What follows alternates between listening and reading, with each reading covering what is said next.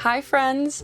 So this is my highly requested doodle tutorial video, and I'm going to be showing you all the little flowers and things that I draw in my bullet journal all the time.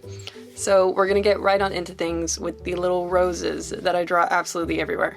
So first things first, you are going to start with a little circle, and then around that circle you are going to draw concentric arches for the petals of your rose. And you're going to draw those so they kind of go over the gaps, as you can see here, and then you're just gonna keep going out until you're satisfied with the size of your flower, and then you're gonna draw your petals. I mean, leaves, obviously.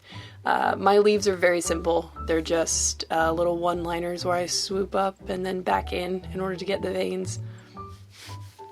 And then I'll draw little sparkles, because sparkles are important and they're good for the heart and for the soul, and they're a very easy space filler.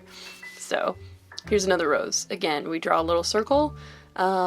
Sometimes I will also draw straight lines, and then I'll draw my arches on top of that, because the straight lines sort of add a little bit of depth in your rose, I find, sort of like the shadows in between the petals.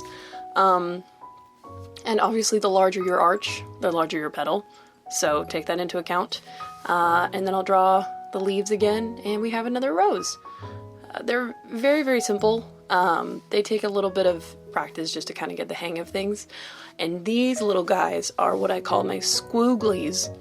And I use those as little, you know, space fillers as well, to add a little pizzazz to things, you know how it is.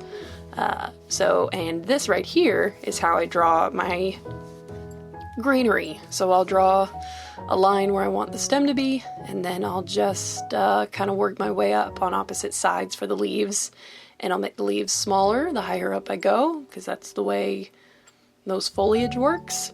And then I'll draw little details in the leaves, and that's it. Again, quite simple. I'll go back and add maybe extra little details if I find it necessary. And more sparkles, because again, sparkles are good. When in doubt, just put sparkles on everything. It's a very easy way to fill space. Here's another rose. So this one is a little bit flatter because I wanted to add a little bit more dimension. So if you keep your arches sort of more shallow and then you widen them out and fluff them up as you go more towards the outside, it kind of looks like your rose is blooming more and is sort of like opening up, which is a really nice effect that I like a lot. And then I'll draw little rays sometimes too. Those are another favorite space filler of mine. And then this is a different type of flower that I recently learned. So I start with a little swirly, and then I draw 5 petals going around, just, you know, plain old ordinary petals.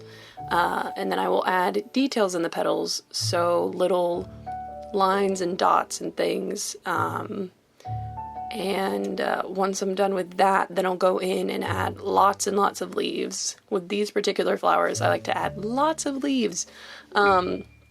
So these leaves are a little bit longer and skinnier, and they have the line going all the way through the center, and then I'll go back and draw the veins on them. This automatically makes the leaves look more detailed and gives a certain different kind of life to your flower, which I really like with this particular kind of blossom. And so then I'll go back and draw the stem and draw the leaves on the stem.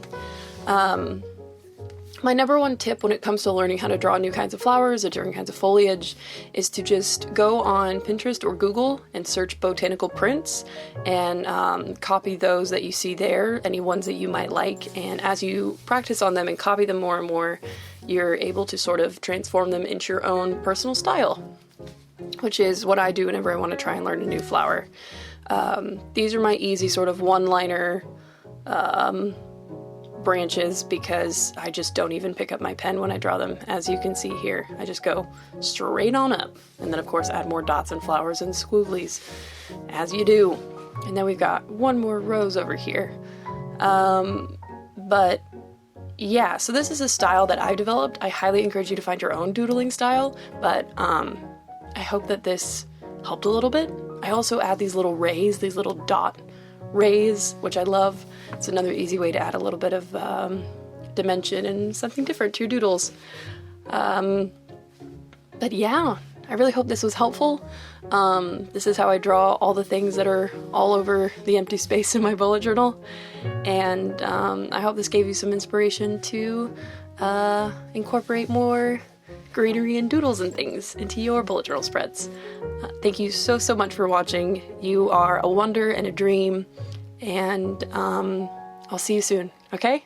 Stay brilliant. Bye!